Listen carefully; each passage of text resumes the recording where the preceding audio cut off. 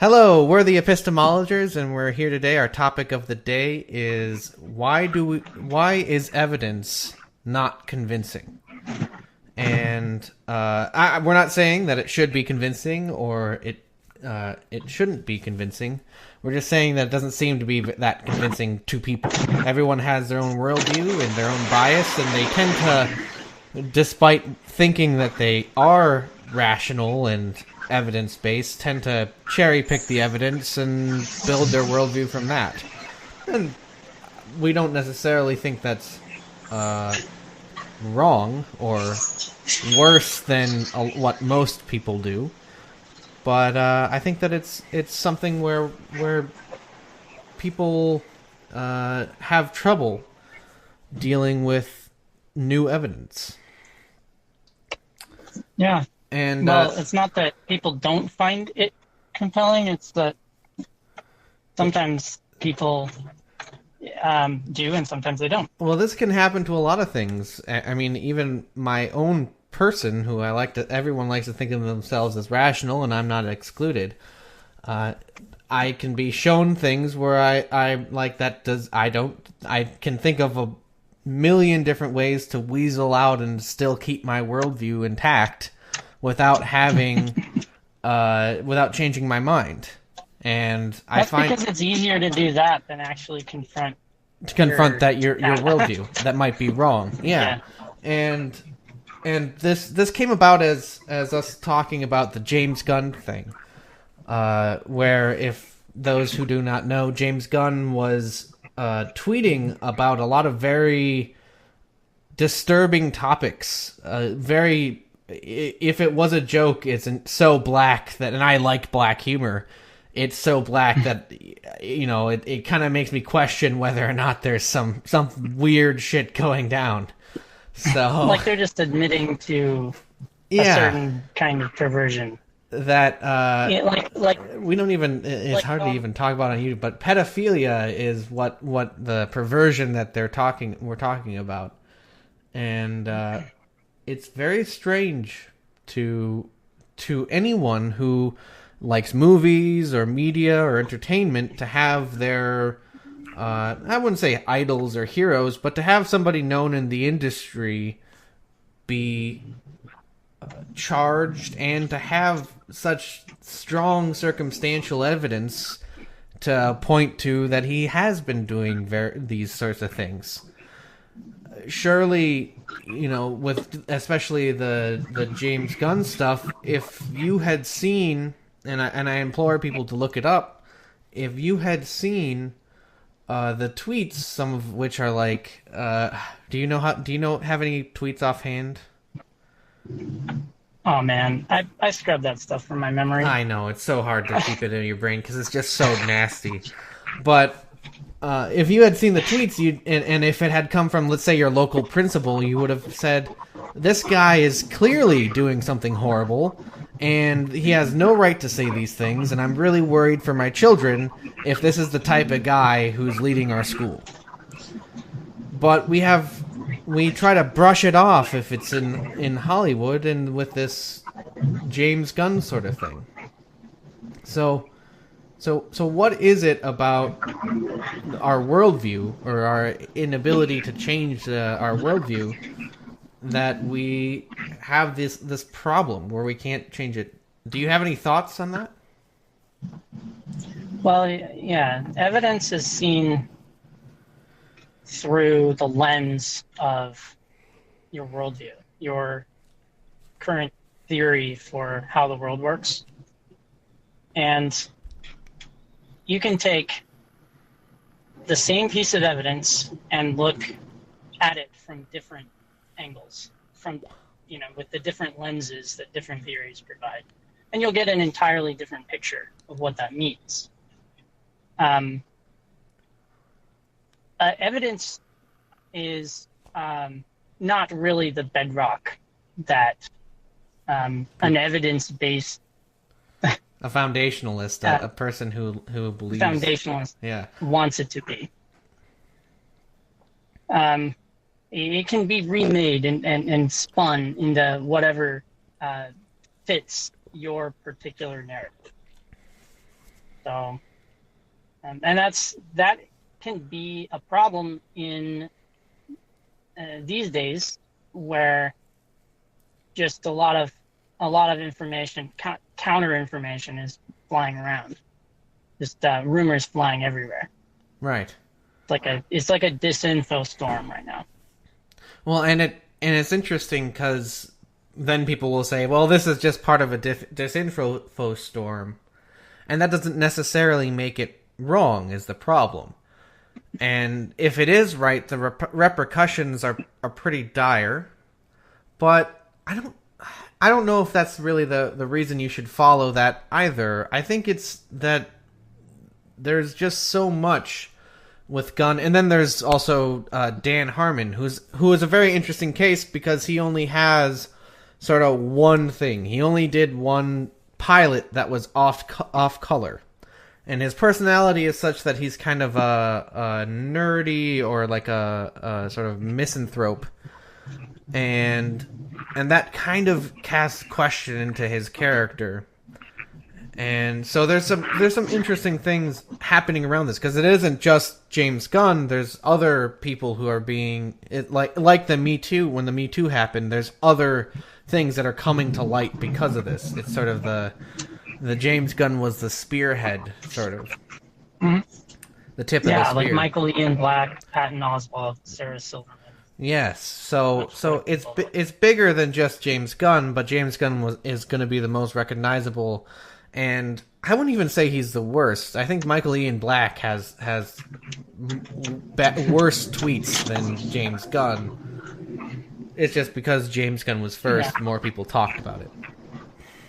Well, a lot of people like the movies he's making too. Yes, and so you get it's kind of a double-edged sword, isn't it? Because very few less people know or have seen Michael Ian Black perform. He's a little bit less in the mainstream.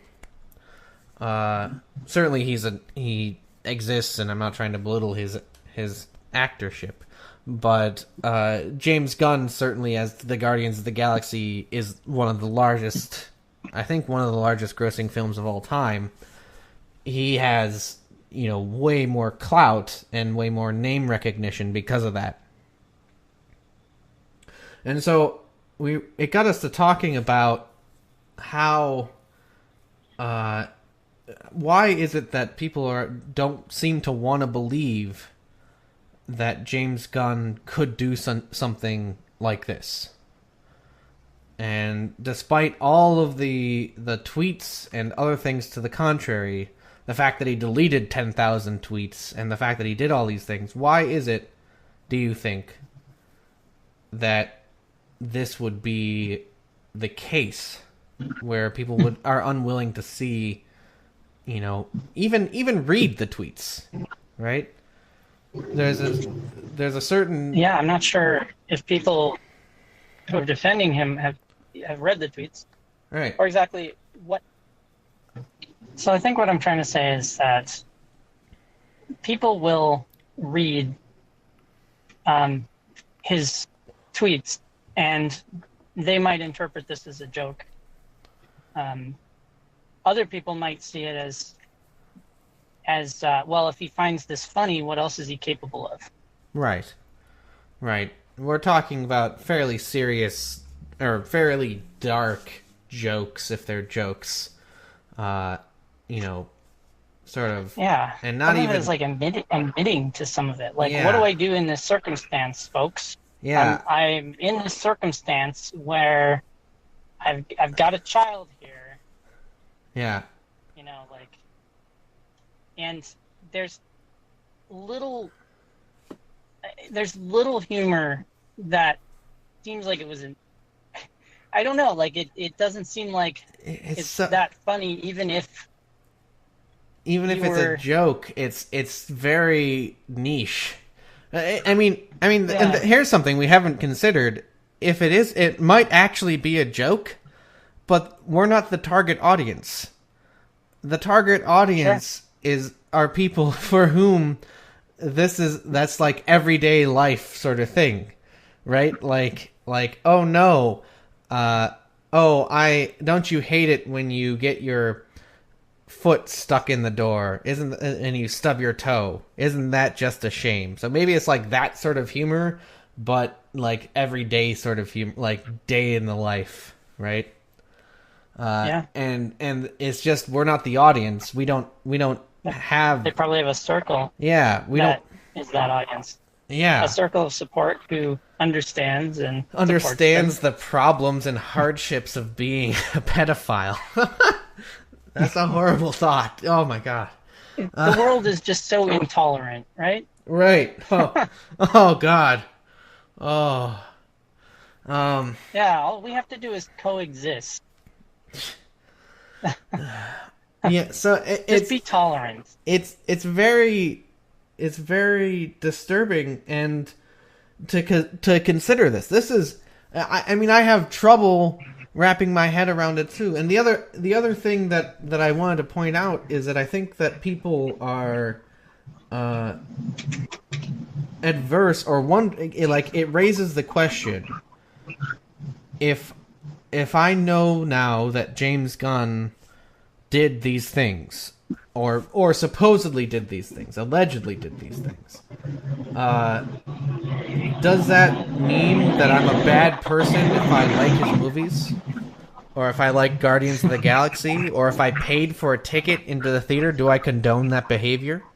Because, at least in American society, it's very common to believe that the companies that you buy from have a message, or have align your ethics. Where you get your stuff has an ethic quality to it. So if you know, Yeah. this happened with like Nike. If you buy from Nike, you're supporting child labor, sort of thing, was something that tied into the American psyche. So, which ironically didn't happen with Apple, because they tried. And it's something that people tried to have happen. If you buy from Apple, you support Foxconn. Foxconn?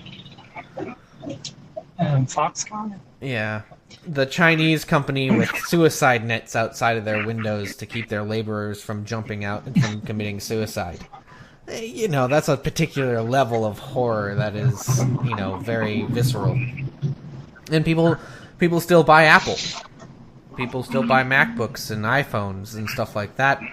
And I'm not saying they shouldn't. I'm saying, in fact, that quite the opposite. I'm saying we should probably start to try to disconnect ourselves from the company. And maybe we recognize that they're doing bad. Maybe we should demand that our government does something about it, rather than ourselves doing something as if we were incapable of affecting the government. Yeah. So, in more general cases, if someone does something bad around you and you don't stop them, are you guilty by association? Yeah. But I think the answer is more complex. In different situations, you might have different reasons for not jumping in and doing something. It might not be excusable in some cases. In other cases, it might be more understandable. I think for the stuff that's coming out of Hollywood these days, most people are pretty far removed from it. So they don't really know what's going on to the same extent. There hasn't been. A lot of people just are not in the know. That's just and it is. As someone who is more in the know, would you find yourself less willing to watch Hollywood stuff? I it's funny. I don't really watch a lot of Hollywood movies outside of maybe Netflix. I guess that supports in some degree, but it's not like buying a $20 ticket from the theater. Yeah, every so often I'll watch something. Yeah. Um, it's not like a huge part of my lifestyle. I mean, even though I'm in LA, I mean, I'm just not. Um, I don't care that much Yeah. about it one way or another. I enjoyed Guardians of the Galaxy, Yeah. um, I thought it but was a good movie it's not too. like a lifestyle for me. It's just entertainment. So But if you, let's say Guardians of the Galaxy 3 comes out and your friends really want to watch it with you, do you think that you are ethically or morally bound to not watch it? no, it's just you Watch it could make the argument that boycott is the only thing um, that you can do. path Yeah. of action from here, but that's kind of a blunt weapon for Not only is it a such a complex situation. not only is it a blunt weapon, it seems like it misses the point. People people who have done bad things like Apple or Gunn shouldn't be boycotted or shouldn't have just commercial repercussions, right? I'm sure Apple saw a dip from its allegations that they were using Foxconn, sort of thing, but that did nothing, really. It was a blip in their, thing. Everyone bought the next iPhone, and everyone's probably gonna buy tickets to see Guardians of the Galaxy 3, regardless of whether or not James Gunn produced it. And I think that the problem is that isn't a strong enough repercussion. I think what should happen is that the laws or we should, for in the case of Apple, we should demand better laws be put in place where people can't get away with this shit. And Yeah, it's a much more targeted weapon because you then have someone who can go in and investigate what the actual situation is, right. find the actual bad guys, separate them from the good guys, and then deal a more fair punishment for what they've done. And so we should As far you just don't get that with a boycott. Yeah, we should be demanding the FBI take a look. We should be demanding that local police Demanding department, that the Department of Justice does its job. right, that laws are implemented fairly and justly. Whatever how you want to define that might be a little bit out, but fairly. And we should should have, in the case of Apple, demanded that Congress institute a law that we will not allow goods to be sold, or maybe we will have a tariff or some sort of tax on goods where there's penalty, whatever appropriation it is. But we should have demanded Congress to have these rules against human labor. What would labor injustice? Labor. Just labor against labor injustice, and from any source. And so, anyway, I think that's probably enough for us. We were the epistemologers, and have a good night.